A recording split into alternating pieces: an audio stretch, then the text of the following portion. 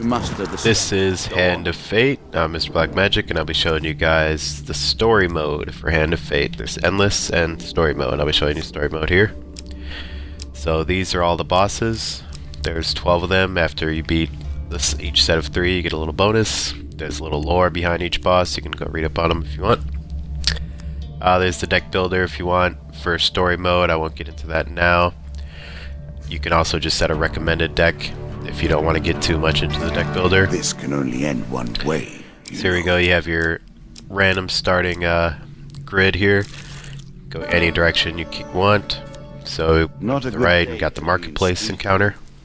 So few are. Depending on how these outcomes go, you might get a token. That token will unlock new equipment, new encounters, new armor, weapons, things of that nature, new cards that you can include in the deck for next time.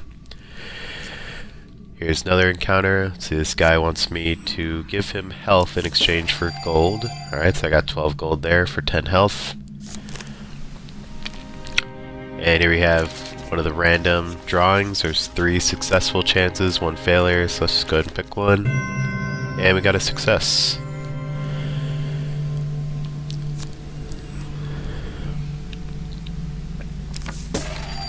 I got another 12 gold, and he wants me to do it again. Two's enough time. That's enough. Alright, we'll stop that now. See, and if you notice in the bottom left, every time you move 1, that takes away 1 from your food. If your food drops down to 0, every move will start taking away from your health. So you want to keep your food supply high, because every single step forward will eventually kill you if you don't have the supplies. The depths. Can you find your foe? Alright, so now we got a shop card. This is where we can go to the shop, buy potions, armor, sell your armor, buy food. All that as long as you have the gold to spend.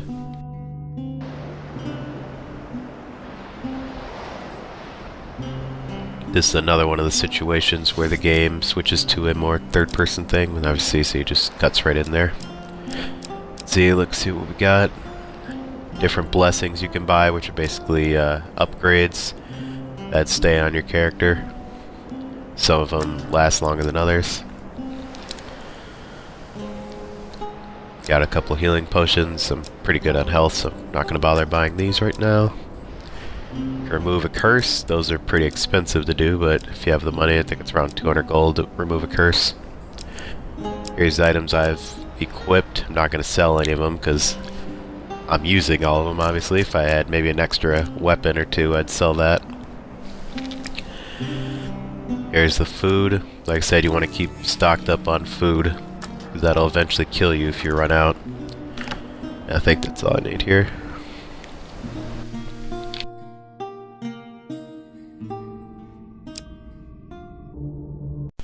Alright, so we're going to continue on moving to the right.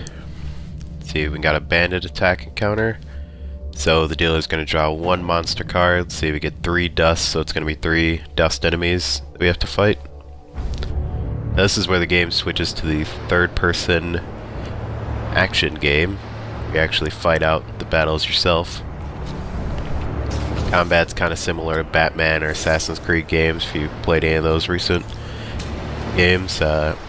A is to dodge, B if you have a shield, B is to bash with your shield. But you always want a shield, because if you don't have a shield you can't counter, which is why you see those little green indicators there to pop up above their head.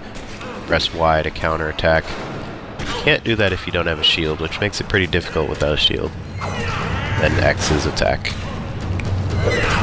See, you got the combos in the bottom left. There's certain weapons, certain abilities you can have that give you higher damage the higher your combo is. These guys aren't too bad, but some of the later enemies have unblockable moves where you have to dodge out of the way, or ranged moves that are pretty hard to block. So once you start getting a good mix of enemies, it gets a little more difficult than that. Alright, so for winning we get 1 game card, and we got 25 gold. Alright, so I'm just gonna move right up here. You cannot come to this Here's another random encounter alone.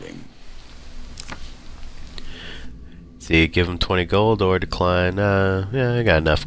Got enough gold. I'll give him one. Give him 20. Useful. So now we get paid in the next 10 steps.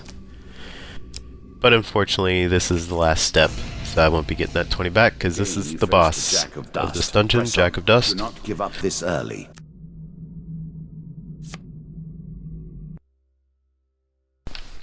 So the bosses are obviously more difficult than your average enemy. All of them have some type of ability. Either they do a lot of unblockable hits, or some of them can revive dead allies near them. All sorts of different abilities for these boss fights. So I usually like to try and take out some of the little random enemies first and avoid the boss until at least near the end.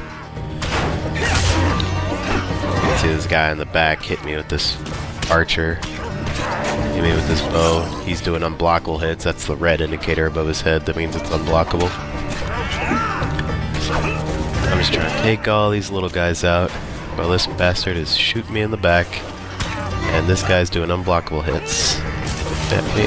You can block the range attacks as long as you time them and hold your left stick or the equivalent on whatever platform you're playing on, and use the counter button. You can deflect it back to them.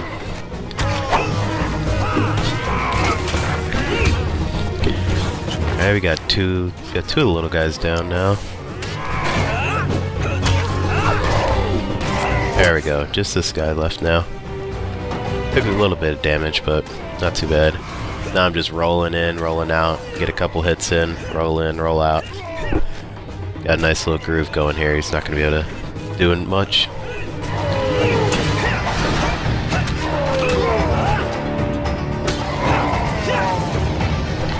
And that's it. Pick up the reward.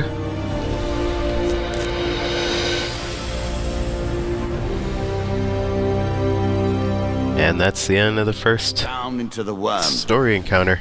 Perhaps there is That's story mode for Hand of Fate. Thanks for watching.